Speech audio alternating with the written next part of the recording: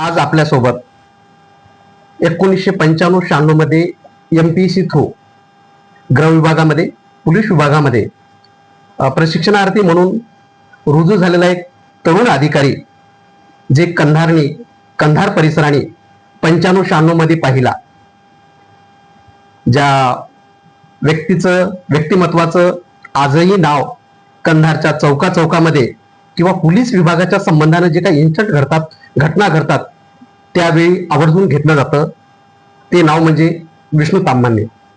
ते आज पुणे येथे सहाय्यक पोलीस आयुक्त पदावर आहेत. 31 मे रोजी त्यांचा गृह विभागातून शेंडाफ होतोय.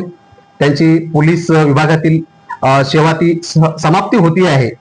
त्या अनुषंगाने ते आज आपल्या कुटुंबासमवेत ज्या ऐतिहासिक शहरामध्ये पोलीस खात्यामध्ये सेवेला प्रारंभ केला आणि जनसेवेचं व्रत हाती घेऊन नाहिरेवाल्यांना, वंचितांना खऱ्या बाजूला आपल्यातला पोलीस जागा ठेवून न्याय देण्याचं काम ज्या अधिकाऱ्यानं केलं ते म्हणजे विष्णू ताम्हाणे. ते आज आपल्यासोबत आहेत. स्टार भारतचे ते त्यांचा प्रवास सांगत आहेत. आपण जाणून घेऊया ताम्हाणे साहेबांकडून. ताम्हाणे साहेब, नमस्कार. नमस्कार. आज आपण रिटायरमेंटच्या उंबरवट्यावर असताना, पुण्यासारख्या मेट्रो शहरामध्ये सर्व्हिस करत असताना पुन्हा या ग्रामीण भागाकडे, कंधारकडे आलात. काय प्रयोजन होतं? महाराष्ट्र या प्रश्नाच्या उत्तराची वाट पाहते. काय सांगणार आपण महाराष्ट्राला? खरं तर माझं 95 साली ट्रेनिंग झाल्यानंतर एप्रिल 96 मध्ये कंधार या ठिकाणी माझी पोस्टिंग झाली. आणि पोस्टिंग झाल्यानंतर पहिल्या दिवशीच मी कंधारमध्ये आल्यानंतर डॉक्टर रणदिवे सर आहेत त्यांच्या घरी उतरलो, कारण त्यावेळेस इलेक्शनचा पिरियड होता आणि त्यामुळे बहुतेक कदाचित इथं सूट पण मिळाला नव्हता मला रेस्ट हाऊसला, आणि राहण्याची गैरसोय होती. तर डॉक्टर साहेबांनी माझी व्यवस्था केली, त्यांच्या हॉस्पिटलच्या त्यांच्या घरीच राहण्याची व्यवस्था केली. आणि त्यानंतर पासून माझा हा कंधारचा प्रवास सुरू झाला. आणि तो प्रवास सुरू झाल्यानंतर कंधारमध्ये 3.5 वर्ष काढली गेली. इथले भरपूर आठवणी आहेत. या कंधार मधल्या वास्तवामध्ये बाळू महाजन असतील, सुभाष सावकार असतील, मांबळे कुटुंबीय असतील, त्याचबरोबर इतर भरपूर व्यापारी मंडळी आहेत. तत्कालीन माझे PI जे आहेत अब्दुल रफिक साहेब, बेनर्डी साहेब, हे देखील मला आजही आठवतात. या ठिकाणी आज माझ्यासोबत काम केलेले शिवाजी वरपडे असतील, त्याचबरोबर साखरे असतील, या ठिकाणी नेमणुकीस आहेत, तेही माझ्या सोबत नोकरीला होते. एक नवीन काम शिकत असताना पोलीस म्हणजे काय आहे हे ऍक्च्युअली फील्डवरती काम करताना मला त्यावेळेस या कंधारने शिकवलं. आणि एक प्रसंग आठवतो की गणपती विसर्जन होतं आणि त्यावेळेस बळीजागा या ठिकाणी लॉ अँड ऑर्डरचा परिस्थिती निर्माण झाली होती. आणि त्यावेळेस त्या ठिकाणचे असलेले DYSP असतील किंवा आमचे PI असतील, तर त्यांच्याबरोबर या लोकांचा वाद होऊ लागला. आणि ते माझ्या लक्षात आल्यानंतर मी त्या ठिकाणी तात्काळ सरांना सांगितलं, तुम्ही बसून घ्या, मी काय ती परिस्थिती हाताळतो. ते त्यावेळेस माझी शरीरयष्टी याहीपेक्षा छोटी होती आणि ते खालपासून माझ्याकडे वरपर्यंत बघायला लागले. आणि त्यांनी माझ्या त्या ह्याच्याबद्दल त्यांच्या मनात कदाचित संशय असावा की हे कसं काय हँडल करणार. तर त्यांना बसून घ्यायला सांगितलं आणि बाकीचा यांना प्रश्न विचारला की म्हणलं की काय झालं, तुमचा प्रॉब्लेम काय? साहेब तुम्ही सांगा, आत्ताच्या आत्ता आम्ही इथनं लगेच निघतो म्हणले. आणि त्या ठिकाणी 2 ते 3 मिनिटं त्यांनी त्यांचं जे काही आमचं संभाषण झालं. आणि 3-4 मिनिटामध्ये त्या ठिकाणी बाळू महाजन असतील, सुभाष सावकार असतील, त्यावेळेस मांबळे पण त्या ठिकाणी होते. तर यांनी ती मिरवणूक पुढे 4-5 मिनिटात नेली आणि 5 मिनिटात तो चौक खाली झाला. त्यानंतर मग आमच्या तत्कालीन वरिष्ठ अधिकाऱ्यांनी विचारलं की नेमका हा प्रसंग कसा हाताळला. तर त्याबद्दलचा जे काही विषय होता तो मी त्यांना एवढंच सांगितलं की कंधारच्या जनतेने माझ्यावरती खूप प्रेम केलेलं आहे आणि ते प्रेम आजही चालू आहे. आणि त्या प्रेमाची उतराई होण्याकरताच मी आज इथं कुटुंबासह आलो. त्यावेळेस माझ्या कुटुंबातील सदस्य माझ्यासोबत नव्हते. त्यावेळेस माझं अजून लग्न होणार होतं. त्या ठिकाणी आज माझी इथं पत्नी आहे, 2 मुले आहेत. आणि यांच्यासह पुन्हा एकदा ह्या कंधार नगरीला भेट द्यायची होती. त्याचबरोबर मागच्याच वर्षी डॉक्टर रणदिवे एक्सपायर झाले, त्यांच्याही घरी भेट द्यायची होती. आणि या निमित्त सर्व एकाच तिकिटात बरेच पिक्चर मला बघायला मिळणार होते. त्यामुळं आज मी इथं येण्याचं प्रयोजन केलं. आणि मी ठरवलं होतं इथून जाताना, ज्यावेळेस मी इथून बदलून चाललोय तर रिटायरमेंट होण्याच्या आधी एकदा तरी कुटुंबासोबत येते हे ठरवतं. त्याप्रमाणे आज माझा तो इच्छा होती ती पूर्ण केली आहे. पण सेवा पूर्ती झाल्यानंतर देखील भविष्य काळात मी नक्कीच कंधारला चक्कर मारणार. आणि या ठिकाणी एक छोटंसं काम आहे. कंधारवासियांना मी आव्हान करेन की तत्कालीन नागोराव गायकवाड नावाचे होमगार्ड होते, ते आज त्यांचा मुलगा पण शहीद झालेला आहे. तर त्याला आपल्याला कुठेतरी मदत करायची आणि एक प्लॅटफॉर्म बनवून आपण सर्वांनी मिळून त्याला त्याच्या आजारपणासाठी मदत करायची. थँक्यू. साहेब, एक आज साहेब पोलीस आयुक्त म्हणून तुम्ही सर्व्हिस मध्ये आहात, तर आपल्या पोलीस खात्याच्या या प्रदीर्घ सेवेमध्ये एखादा स्फूर्तिदायी, आनंददायी, नवीन पोलिसाला ऊर्जा निर्माण करणारा, प्रेरणा देणारा एखादा प्रसंग आपण सांगाल का? नक्कीच. माझ्या या आयुष्याच्या प्रवासामध्ये माझे जे आई वडील आहेत हे खूप प्रेरणादायी आणि प्रेरणास्थान आहेत माझ्यासाठी.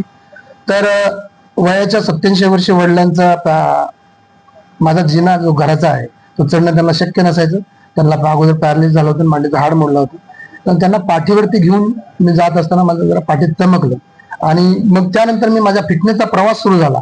आणि तो फिटनेसचा प्रवास सुरू झाला तो मी आणि माझ्या मुलांनी न्यूझीलंड या ठिकाणी जाऊन आयर्नमॅन करण्यापर्यंत पोहोचला.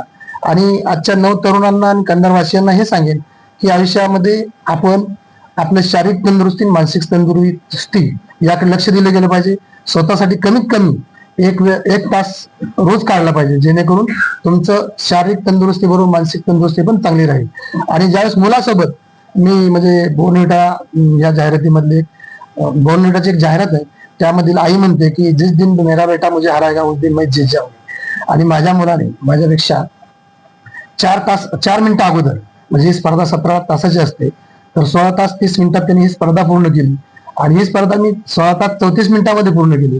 मग 4 मिनिटांनी मला त्यांनी हरवून खऱ्या अर्थाने त्यांनी मला जिंकून दिलेलं आहे. आणि अशा प्रकारे आपल्या मुलांकडून नागरिकांनी अपेक्षा ठेवावी, त्यांना अशा प्रकारे चांगले शिक्षण द्यावं आणि त्यांच्या क्षेत्रामध्ये उच्च स्थानी पोहोचण्यासाठी मदत करावी. काय करावं याबद्दल आपण मार्गदर्शन केलं. तर सर, एक महत्वाचा प्रश्न आपल्या खात्याच्या संबंधाने येतो आणि तुम्ही त्या प्रश्नाची उकल केला तर अनेक तरुणाला ते प्रेरणादायी ठरेल असा प्रश्न आहे. त्या प्रश्नामध्ये एकच सांगायचं की साहेब, जो आज व्यसनाधीनतेकडे तरुण जातोय, तर एक वरिष्ठ पोलीस अधिकारी म्हणून महाराष्ट्रातल्या तरुणाला आज आपण काय मार्गदर्शन करावं?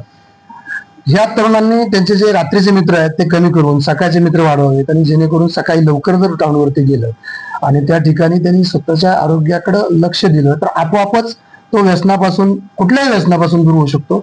राहुल जाधव नावाचे एक व्यक्ती आहे, ते ड्रग अडिक्ट झाले होते आणि ड्रग अडिक्ट झाल्यानंतर ते डिअडिक्ट होऊन त्यांनी मॅरेथॉन मध्ये खूप मोठे नवे विक्रम प्रस्थापित केलेले आहे.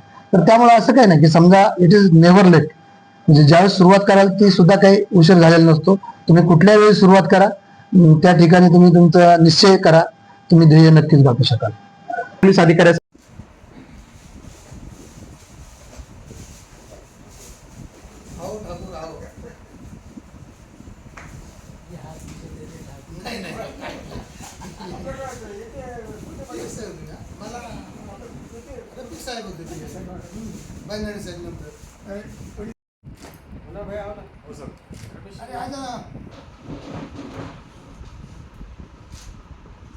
संतोष खाली ते युसूफ नाही का आपला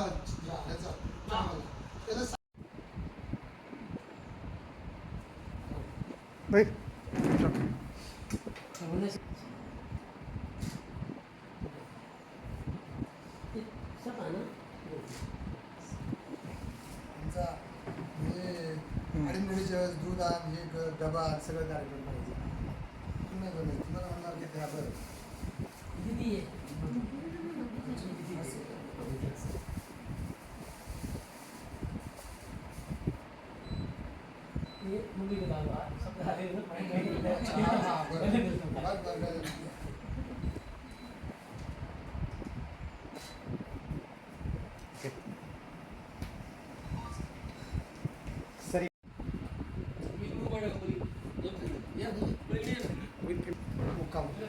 आता शेवटच्या टप्प्यात आलं म्हणजे त्याला त्यांच्याकडनं तिथून जायचं.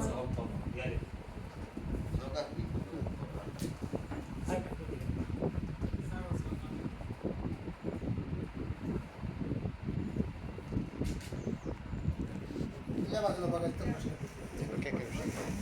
कारण कॅमेरा एकाच बाजूला एकाच दिशेने ज्या कॅमेरा म्हणजे सगळे